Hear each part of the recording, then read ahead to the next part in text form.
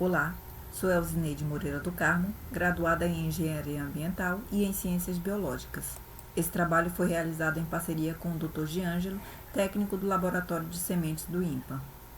O trabalho traz como título Técnicas para a redução da massa das sementes de Bertholletia excelsa, visando minimizar a predação em campo.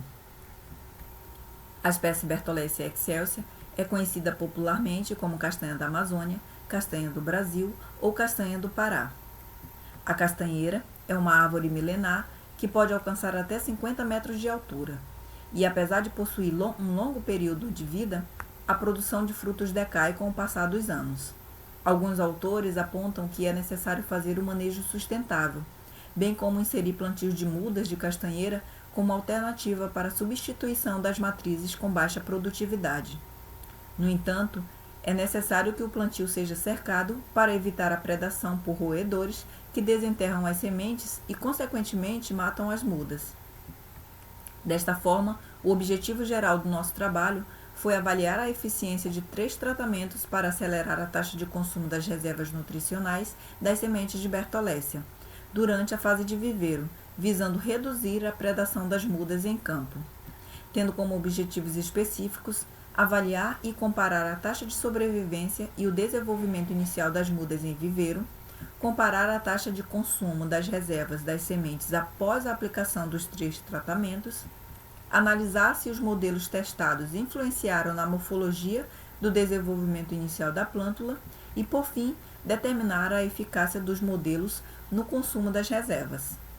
Foi montado um experimento para a obtenção das mudas que seriam utilizadas em cada tratamento. Desta forma, as sementes foram pesadas individualmente para ter o controle do peso inicial de cada semente. Após o desenvolvimento das plântulas com até 5 folhas expandidas, foi feito o transplante de 15 mudas por tratamentos para potes plásticos contendo uma mistura de vermiculita e terra preta. O experimento foi conduzido no viveiro do Laboratório de Sementes. Foi montado 3 tratamentos. No tratamento de corte, as sementes tiveram 30% de suas reservas retiradas. Já o tratamento poda teve a raiz e a parte aérea retirada após o seu desenvolvimento inicial, sofrendo podas a cada novo ciclo de desenvolvimento. O tratamento controle foi a testemunha desse trabalho, não sofrendo qualquer alteração morfológica. Foi feito o monitoramento por 6 meses, observando a emergência, o desenvolvimento e a morfologia das plântulas. Ao final das avaliações, foi feita uma estatística descritiva e, com os dados quantitativos, foi realizada uma análise estatística. Com esse estudo, obtivemos os seguintes resultados. Na figura, temos no eixo X os tratamentos e no eixo Y temos o peso dados em gramas. Seguiremos esse mesmo padrão para as demais figuras. Como podemos observar, não houve diferença significativa entre os 3 tratamentos no peso úmido inicial das sementes.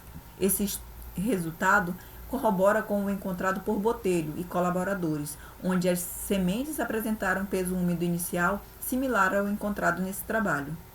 Ao compararmos o peso úmido final, o tratamento corte apresentou o menor peso, diferindo estatisticamente do controle. Nos tratamentos poda e controle, observamos um aumento no peso úmido final das sementes. Galindo 2006, ao analisar sementes de mucuna preta, constatou que o ganho de peso das sementes em algumas espécies está relacionado com a absorção de água no início do seu processo germinativo, o que foi constatado também para as sementes de Bertholletia. Analisando a figura do peso seco final das sementes, notamos que não houve diferença estatística entre a poda e o controle, apresentando valor mais baixo no tratamento de corte.